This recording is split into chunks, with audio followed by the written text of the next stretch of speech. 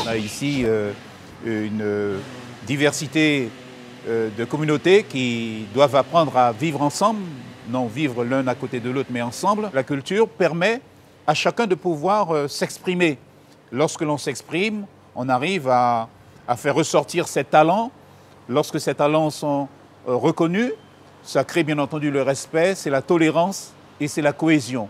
Donc pour nous, la culture est vraiment un vecteur très important de la cohésion. Alors, le premier objectif, c'est de valoriser les différentes cultures de la ville, les différentes cultures qu'on peut trouver sur le territoire de la ville de Saint-Laurent.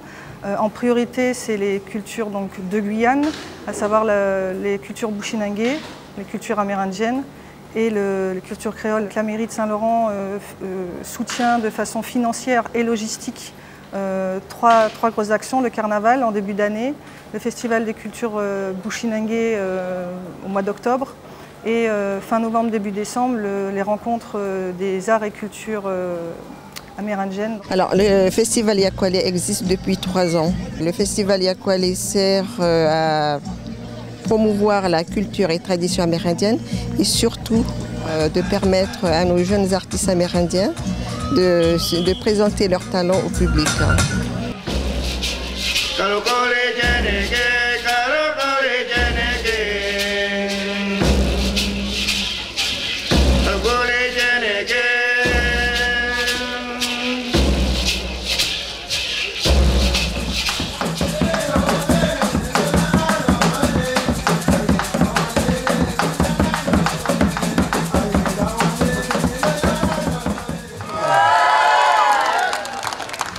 Pendant les 3 jours a lieu donc les soirées culturelles, ensuite l'élection de Miss Kamalakouli et par la suite il y a des jeux traditionnels. La nouvelle Miss Kamalakouli 2011, on applaudit mademoiselle Anne-Gracia Kawafovic, merci pour elle. Et sans oublier aussi les expos-ventes qui permettent justement aux artisans de présenter leur savoir-faire.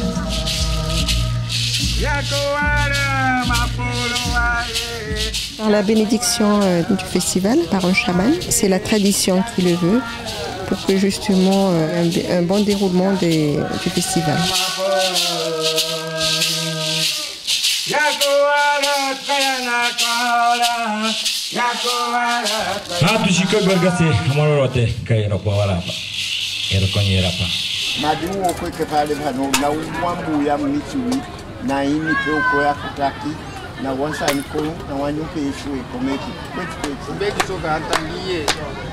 À cette fête, il y a plus de 20 ans que ça existe. En fait, la fête, c'était une kermesse à la base. L'association Respeki a voulu donner un autre nom à cette fête et basculer dans la culture bushinengue. Donc c'est pour ça que ça s'intitule maintenant les Journées de la culture bushinengue. Petit à petit, avec le service culturel de la ville, nous travaillons sur un concept de manière à ce que cette fête-là puisse avoir du sens et de manière à travailler sur la culture. Elle commence à être menacée.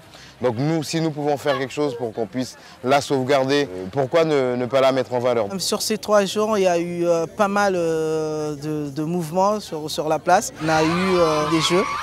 On a mis un atelier de Pangui en place. Je suis là pour animer un atelier de Pangui pour présenter la culture bushinengue. Au début, il faut le tissu qui doit être quadrillé, mais le quadrillage, c'est nous-mêmes qui le fait. Et dessiner les différents motifs et coudre. C'est ma mère qui me l'a appris. Comme moi, je suis bushinengue, ça fait partie de ma culture, donc c'est important de le savoir.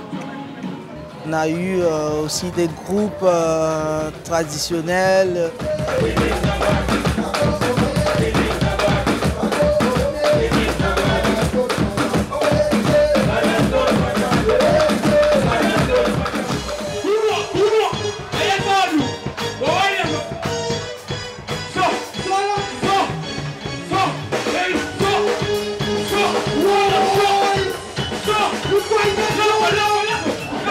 si petit à petit tout le monde fait un petit peu pour qu'on puisse mettre ça en valeur, peut-être j'espère qu'un jour on finira par accrocher un certain nombre de jeunes.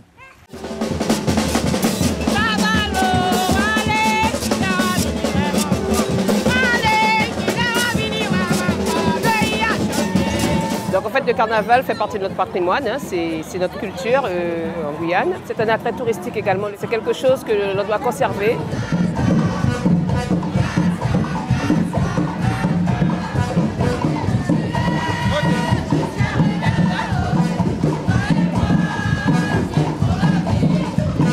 Donc, nous tenons à ce que les jeunes puissent prendre la relève. Nous essayons de leur inculquer que le carnaval fait partie de notre patrimoine.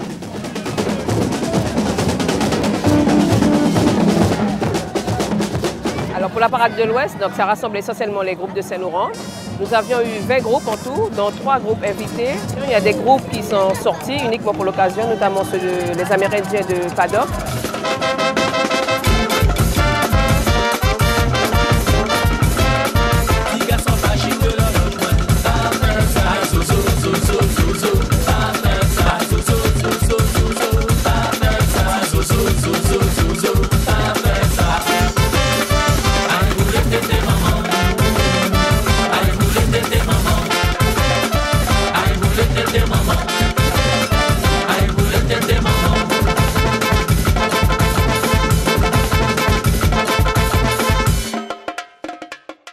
À la base, ça s'appelait le Festival des musiques du fleuve.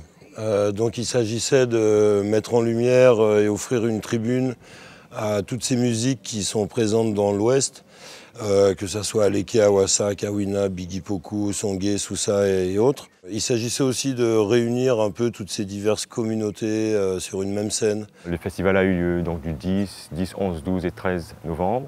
Ouais, le thème culture et résistance. Culture parce qu'on baigne dedans. Je veux dire que le festival, c'est la représentation de toutes les cultures qu'on retrouve en Guyane, dans la région et maintenant dans le monde. Et résistance, pourquoi? Parce qu'effectivement, on a choisi des artistes qui, eux, résistent.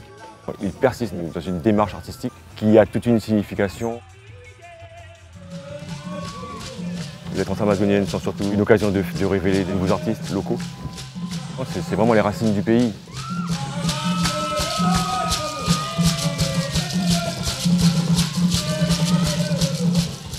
A inspirasi fala que comme on fou dans sama foi liba notre grand-parent comme mon père aussi qui était chanteur de Aleke et nous on est grandi dans ça, c'est pour ça quand on a vu le groupe plus vieux que nous a joué, on a essayé de commencer à faire la même chose parce que c'est notre culture. If you want him dance, you make me everybody yes. One can one for one, one can two for two, one can three for three, one can four for four, one can baby, one can sixty, one can baby, one can sixty, one can say, one can four for four. Que ce soit au niveau de les musiciens, les fans, l'organisation, les gens que j'ai rencontrés. Ça reste un souvenir positif et qui fait que aussi ma musique a aussi fait un pas en avant.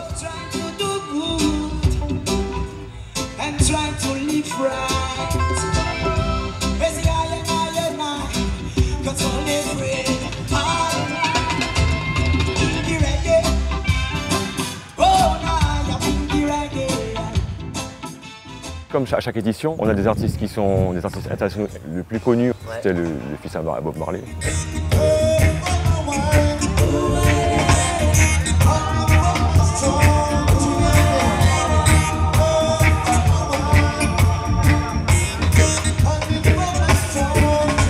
Le japonais Kaoru Watanabe, qui s'est présenté avec Tamango, qui est un Guyanais mais qui aussi évolue au niveau international. Papazon et One Love de Cubulor sont deux artistes très très bons aussi.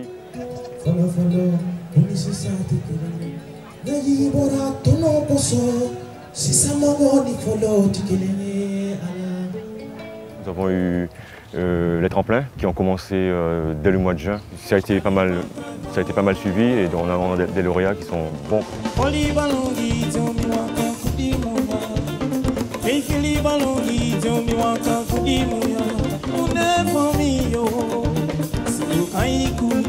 Adoro Ce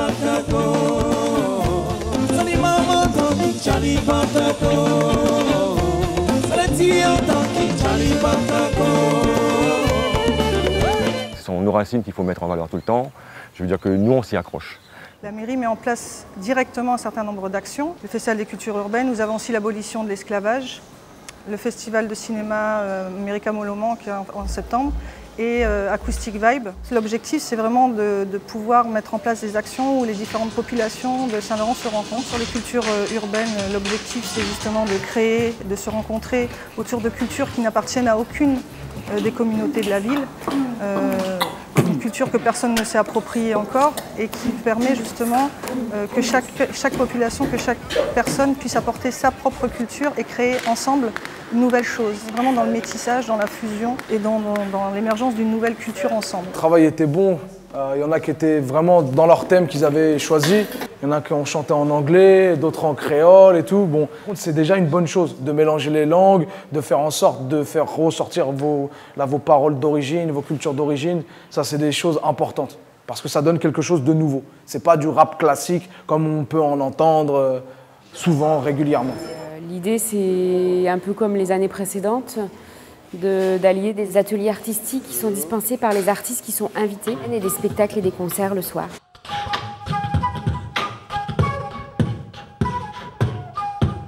Du coup, eh bien, il y a des belles rencontres qui se font et les gens ont envie de travailler ensemble. Les restitutions, elles sont très riches parce qu'on a vraiment des surprises et des interactions qui se font entre les ateliers.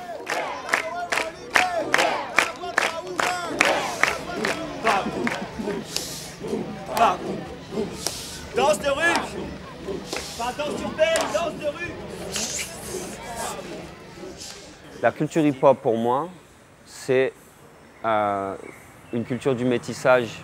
Au début, on graffait, on rappait, on dansait, on essayait le DJing si on avait une platine sous les mains. C'est cette culture vraiment de l'échange. C'est le but du festival, c'est l'échange, le partage. C'est intéressant de voir comment les différences, vous voyez, s'emboîtent finalement. La culture de lionnage des différentes cultures que l'on peut trouver, que ce soit Bushinengue, créole, amérindien, etc. Sur l'abolition de l'esclavage, on est plus sur la mise en exergue de valeurs communes en fait. Moi je dis toujours que pour mieux aborder l'avenir, il faut connaître d'où l'on vient, connaître son passé. La commémoration de l'abolition de l'esclavage, c'est malgré tout un point suffisamment fort et sensible qui mérite d'être approfondi. On ne peut pas construire un peuple, une culture, si on n'a pas les bases de notre passé.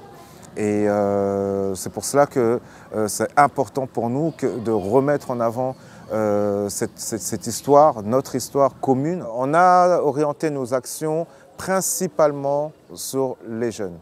On a opté de faire venir des personnalités pour leur parler. On a invité Madame Taubira. Les hommes, les êtres humains, même lorsqu'on les met dans des situations d'oppression totale, ils arrivent à avoir quand même de la créativité. Ils inventent des langues, ils inventent plein de chants, plein de styles musicaux, plein de danses. Françoise Vergès et Marie Scondé ne connaissaient pas les jeunes Guyanais. Donc ils étaient aussi à la découverte. Aujourd'hui encore, quand on en rencontre quelques-uns, ça a été un moment fort pour eux. La mémoire, c'est une pratique sociale, quelque chose que l'on fait ensemble, que l'on discute ensemble, qui peut créer des espaces donc, sociaux où l'on discute entre générations. Et dans l'adolescent, parler de la mémoire du futur. C'est une mémoire du futur. La mémoire n'est pas simplement le passé. Plonger dans cette obscurité qu'ont été ces siècles pour en tirer, pour voir toutes les petites mille lumières qui ont été faites par toutes ces personnes, toutes ces femmes, ces enfants et ces hommes. Des équipes pédagogiques dans les collèges de Saint-Laurent travaillent sur les thématiques. Il y a les rencontres qui ont été faites au cinéma de Toucan, autour de la danse, autour de la poésie, autour du théâtre. Liberté, tout le monde avec nous. Liberté, j'ai pas entendu. Toute cette histoire, c'est comme si c'est l'âme, sa racine. Ils sont venus ce soir pour le tam-tam roulet de rythme à rythme. La frénésie des pieds, la frénésie des mains, la frénésie des pieds de vie. Combien de mois, moi sont morts.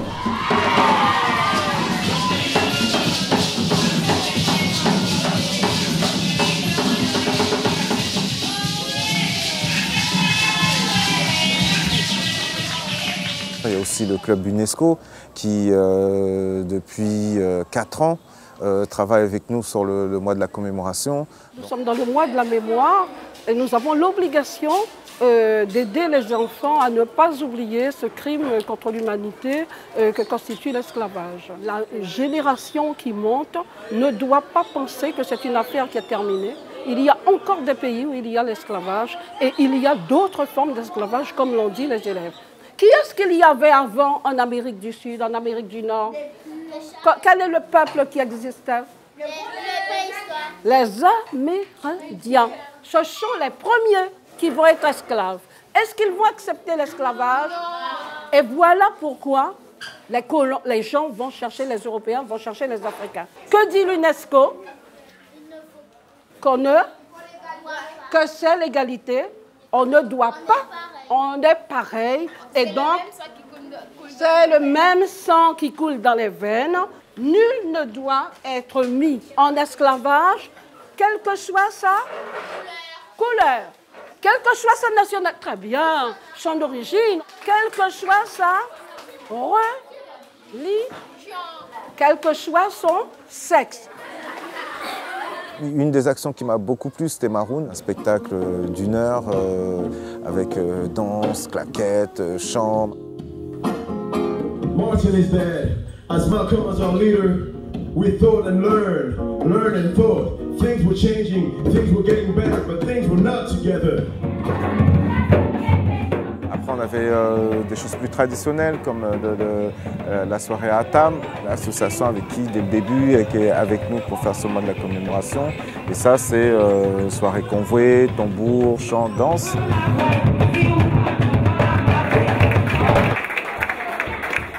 On a aussi fait dans la nouveauté en mettant un one-man show avec Hubert Nickel. On a eu du théâtre aussi avec la compagnie KSNCO qui a fait Koudib ici au CCML. Pour moi, l'image de la misère, c'est 2 morceaux de tachine sec dans une sauce de viande roussie. On a eu aussi de la diffusion avec AVM qui projette dans les différents quartiers. Pendant les 5 semaines, ils projettent des films, des reportages sur la thématique, du rire, de la danse, du théâtre. On peut y rajouter aussi du sport avec le marathon des libertés. La première chose que faisaient les nègres marrons, c'était courir et longtemps quand ils se sauvaient. Le final qu'on a fait cette année, c'était quand même un final qui changeait des habitudes parce qu'on a vu avec une compagnie au Suriname qui s'appelle Paremoru. J'aurais demandé de me faire une pièce de théâtre autour de l'esclavage des Amérindiens entre eux.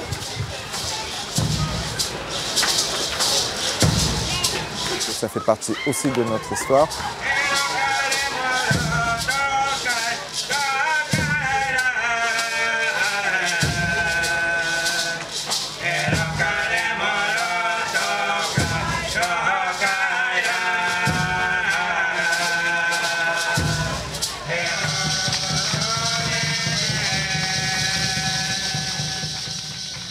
Juin 2011, envie de déclamer ma joie. Guyane, terre d'histoire, ne broyons pas dans le noir. 1848, une date qui a estampé des douleurs qui ne cessent encore de résonner. 2001, une femme qui a su faire respecter tant d'années qu'ils auraient voulu banaliser. 2011, envie de slammer, de vivre, de partager, d'aimer l'air du temps, qu'ensemble, on nage sans vagabondage dans un quotidien où on ne se nourrit plus de l'esclavage. Merci. De rappeler aux jeunes d'où ils viennent, quelles sont leurs racines. On veut surtout mettre en évidence que chacune des communautés, chacune des cultures a des valeurs communes.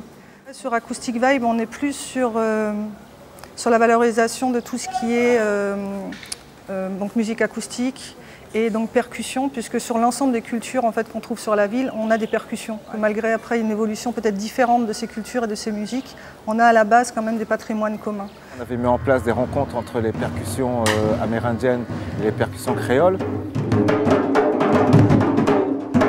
Et pour faire le son aigu du gragé, c'est le rythme qu'on fait en ce moment, sur l'autre tambour, il faudra aller chercher ce qu'on appelle un plaquage. Derrière ça, on a eu aussi des ateliers de chant avec Régine La Passion. Des ateliers de percussion Naya Bingi avec Ras Benji.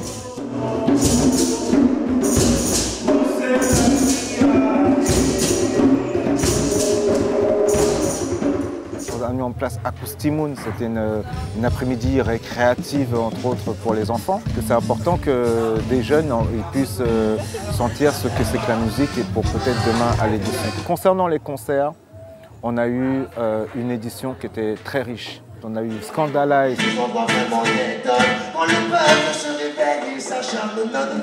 On a eu Ruben.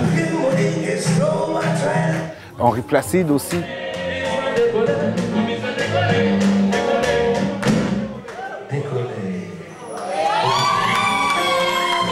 On a Dominique Coco.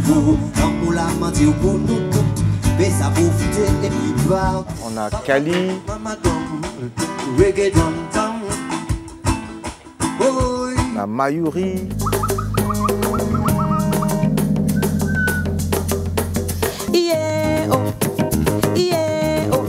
On nous bat la main pour montrer nous contents. Valé nous a fait une très belle prestation. Il faut continuer à faire ce genre de concept-là, Acoustic Vibes, parce que l'acoustique, ça ramène les gens justement à prendre les émotions, à prendre les mélodies, à mieux comprendre les textes. C'est plus doux, c'est plus léger. Tout le monde, ça a commencé. Au départ, nous avons dit que Jimmy a teasé, qu'a ambiancé. De démis, chaque monde, nous entre nous, nous avons tombé, nous avons dansé. Abusez plus pour que la nuit a bien passé. Les gens, ils ont pu voir des artistes sous un visage qui n'était pas du tout le même. Par exemple, Jamanti, on a bien pu voir que le gars, il a de la voix, quoi.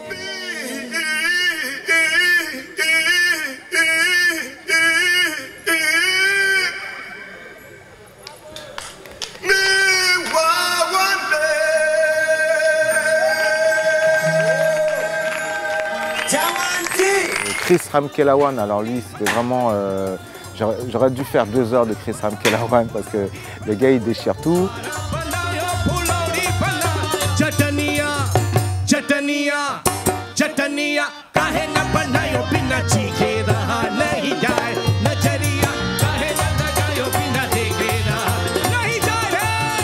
On a eu Soft, et pour moi, Soft, c'est un des groupes jazz caribéens vraiment au top.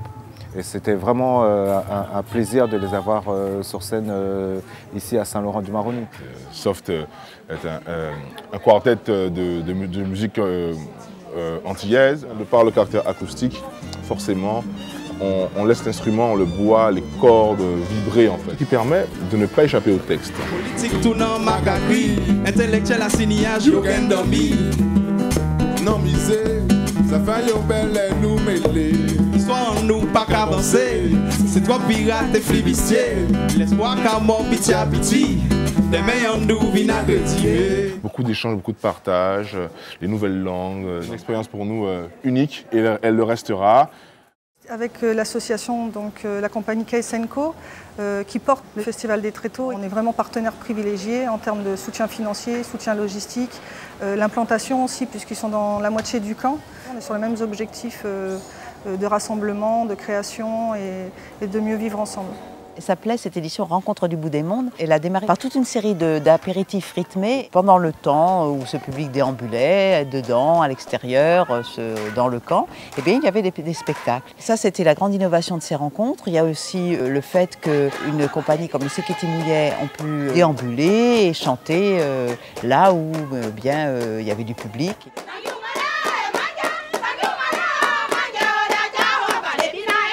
Le coup de cœur a existé, chacun a divers titres. Une jeune fille, le visage brouillé sur un corps foutraque.